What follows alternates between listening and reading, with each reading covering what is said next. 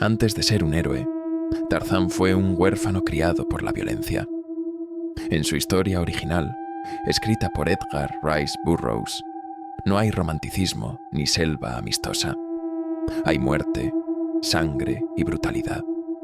Sus padres mueren cruelmente. Él crece entre bestias que lo golpean y aprende a matar con las manos antes que a hablar.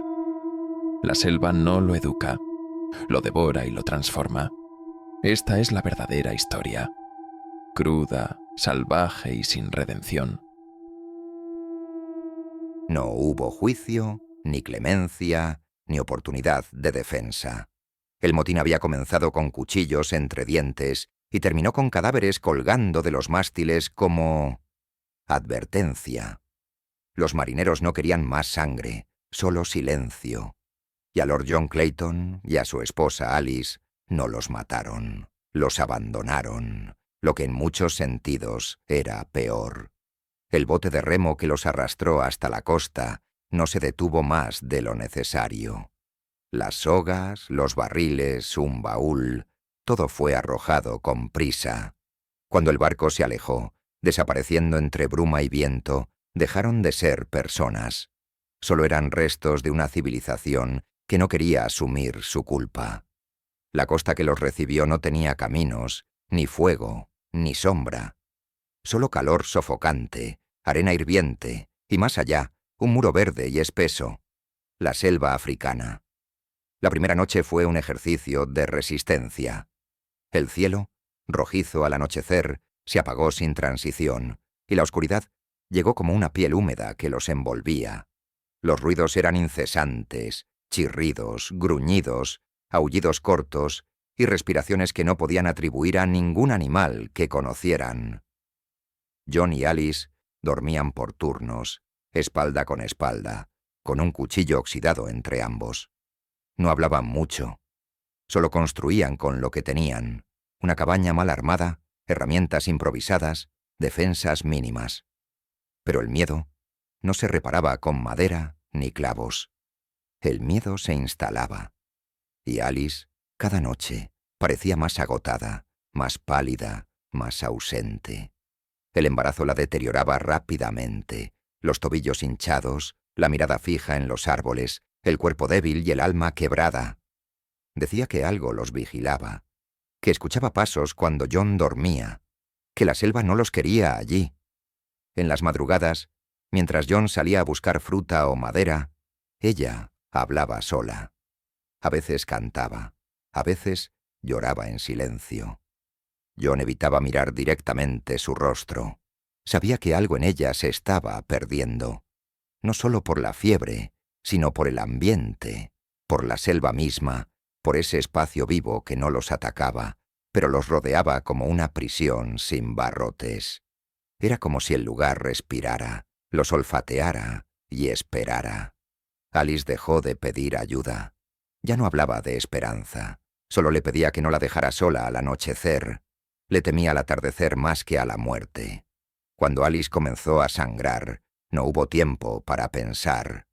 El parto llegó demasiado pronto y sin control. La cabaña se convirtió en una trinchera improvisada, un nido de trapos empapados en sudor y sangre, mientras John buscaba agua que no estaba contaminada y mantenía alejada a la fauna con antorchas improvisadas. El bebé nació entre alaridos que no tenían forma humana. No hubo médicos, no hubo ayuda. Solo el sonido de carne rasgándose, de huesos forzados, de respiraciones entrecortadas que se detenían y regresaban. Alice lo sostuvo unos minutos. No sonrió. No habló. Murió mirando al techo, con la piel mojada y el pecho ya inmóvil. John no supo qué hacer con el cuerpo. Tampoco con el niño. Se sentó en el suelo, con la criatura entre los brazos, y por primera vez sintió que la selva no solo lo rodeaba, lo observaba. Esa noche fue diferente. El aire estaba más denso. No había viento. El fuego apenas chispeaba. Y luego, los pasos. No eran animales, no eran humanos, eran algo intermedio, algo con conciencia. El crujido de la madera alertó a John, pero ya era tarde. La figura que se coló por la entrada era grande, peluda, con ojos que brillaban incluso en la oscuridad. Kerchak no rugió, solo caminó, olfateó el ambiente, reconoció el olor a muerte y luego atacó. Jon se interpuso con un garrote, pero no tuvo oportunidad. El golpe lo lanzó contra la pared, el cráneo chocó con una viga y el cuerpo cayó sin moverse. Kerchak no se detuvo, pisoteó, rasgó, desgarró hasta que la carne se abrió por completo. El suelo se empapó. Los restos del hombre quedaron irreconocibles, mezclados con tierra, madera rota y el cuerpo ya inerte de su esposa. Y entonces Kerchak vio al bebé. Estaba envuelto en mantas manchadas, temblando, sin emitir sonido. El simio lo olió, lo cargó. No con delicadeza, pero tampoco con violencia. Lo sostuvo como quien reconoce algo extraño, pero familiar, y se marchó. La puerta quedó abierta. El fuego se apagó. La cabaña ya no era hogar, era solo ruina. Con los días, el clima lo devoró todo. Las lluvias arrastraron la sangre. Las termitas se comieron las paredes. Las raíces subieron desde abajo. La selva lo reclamó todo sin ceremonias. Solo el diario de Jon sobrevivió, parcialmente empapado, oculto bajo una piedra. Nadie volvió por él. Nadie volvería jamás. Lo que pasó en esa costa no importó para el mundo. Pero en la profundidad del bosque, la criatura que había sido humana comenzó a vivir entre sombras. No fue aceptada como uno más. Fue tolerada, observada, criada, alimentada como se alimenta un animal que tal vez sirva. Tarzán no recibió nombre, ni palabras, ni caricias. Solo miradas, gritos y empujones. Creció como crecen las raíces, torcido, envuelto en oscuridad, buscando instinto, no amor. La selva no lo quiso muerto como a sus padres.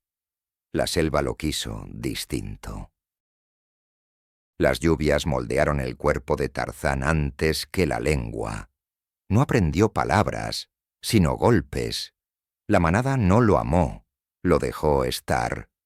Los primeros años de su vida se definieron entre mordidas, caídas, huesos fracturados y cicatrices mal cerradas.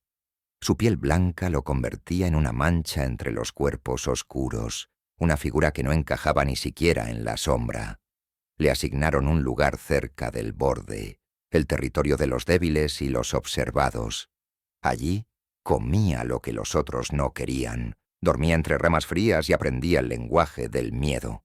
Los simios no le enseñaban, lo golpeaban, y él entendía, lo empujaban y respondía. La carne se endureció antes que el corazón. Un día, un cachorro fue arrastrado por un leopardo. Los gritos del pequeño rompieron la calma del bosque, pero nadie se movió. Nadie, excepto Tarzán, no por compasión, sino por algo más primitivo. Desafío, rabia, necesidad de demostrar que él también podía matar. Corrió entre raíces y hojas húmedas, con un trozo de madera afilada en la mano, los músculos tensos, el pecho palpitando. Alcanzó al felino. Saltó sin pensar. El primer intento fue fallido, y recibió un zarpazo que le abrió el costado. No se detuvo. Clavó la estaca 1, 2, 3 veces. El leopardo rugió y se retorció. Tarzán no se apartó. Lo sostuvo con fuerza hasta que el cuello cedió bajo su peso y el animal dejó de moverse. El cachorro murió de todas formas, pero nadie lo notó. Lo que recordaron fue al niño cubierto de sangre, con los ojos desorbitados, temblando de euforia. Ese día no ganó respeto, ganó temor.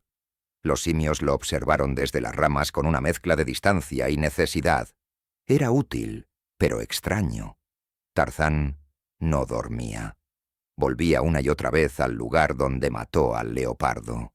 Tocaba el cuerpo en descomposición, estudiaba los tendones, el hueso, los órganos aún tibios. Comenzó a comprender cómo abrir la carne, cómo buscar el punto exacto donde la vida se rompe.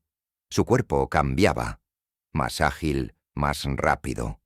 Usaba piedras, lanzas rudimentarias, afilaba cuchillos con trozos de hueso y piedra. Aprendió a trepar sin ruido, a cazar sin que lo vieran, y cuando cazaba, mataba con precisión. Ya no se trataba de alimento, era estudio, era impulso. Una tarde encontró la cabaña, o lo que quedaba de ella. No sabía qué era, pero algo en su interior se activó apenas la vio. Entró entre los tablones podridos, con el aire cargado de humedad y podredumbre. Tocó los restos de un espejo. Vio su reflejo. No entendió lo que miraba. Luego encontró el diario. Pasó horas observando las líneas escritas, los dibujos, las manchas de tinta seca y sangre. No sabía leer, pero algo en esas marcas le parecía familiar. Había palabras dentro de él que aún no podía nombrar. Comenzó a copiar los signos en el suelo, en los troncos, en la piel de los árboles. Nadie le enseñaba.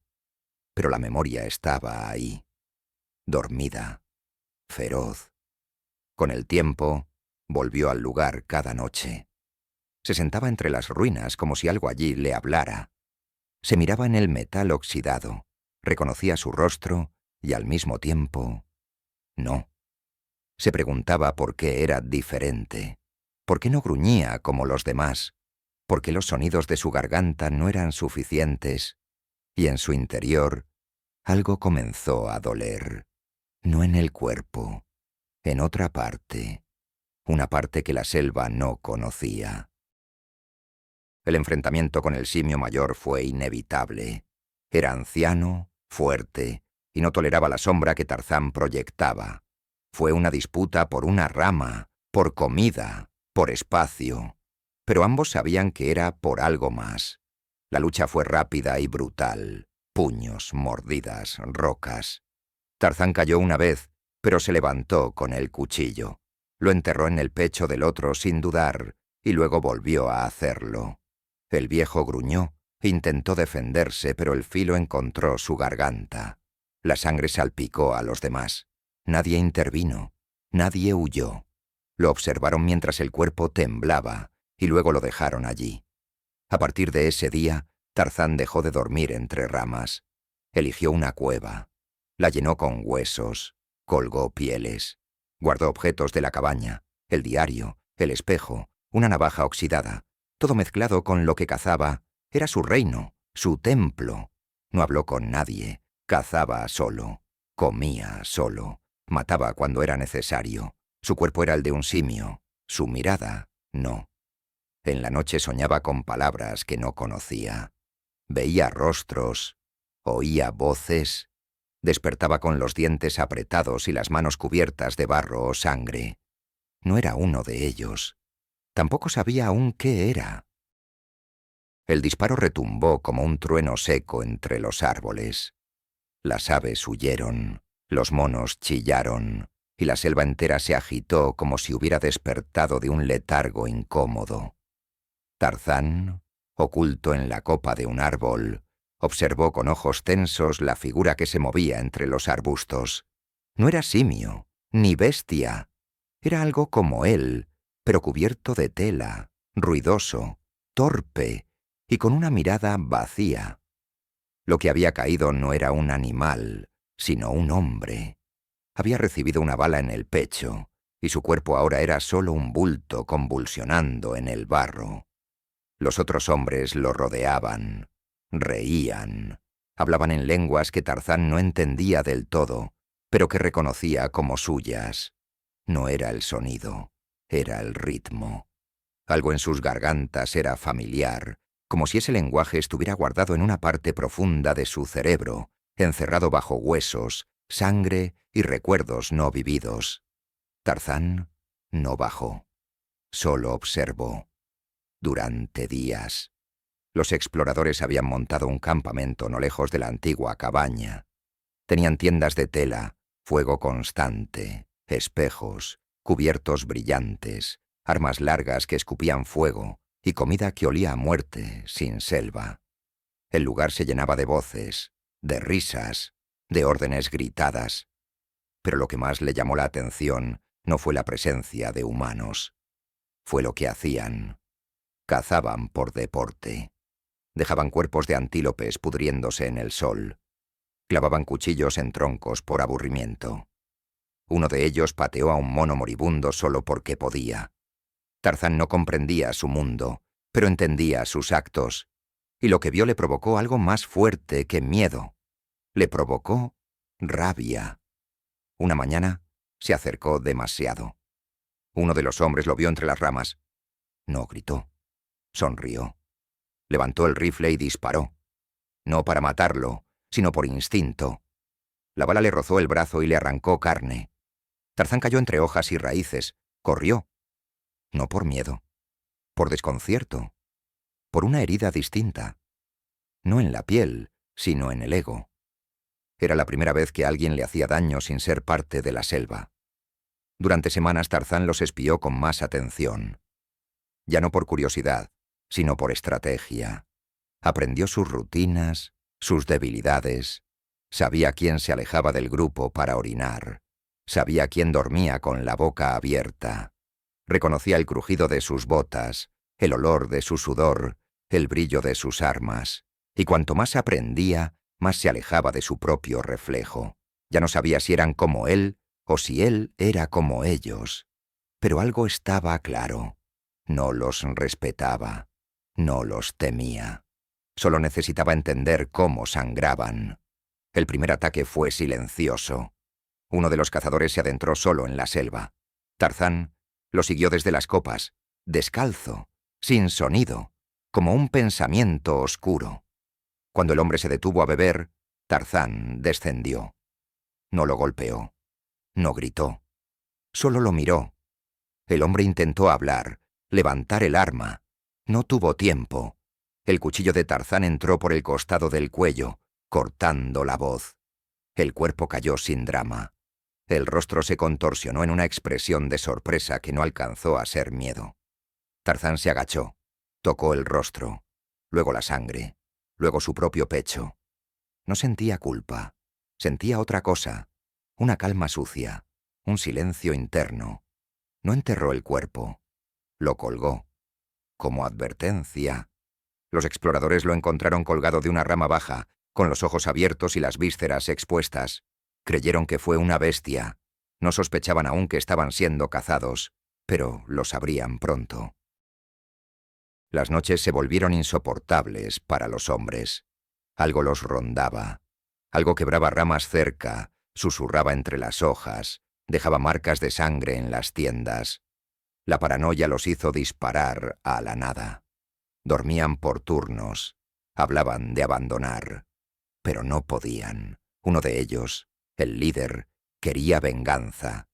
Lo que recibió fue una emboscada. Tarzán lo esperó en un claro. Usó su voz.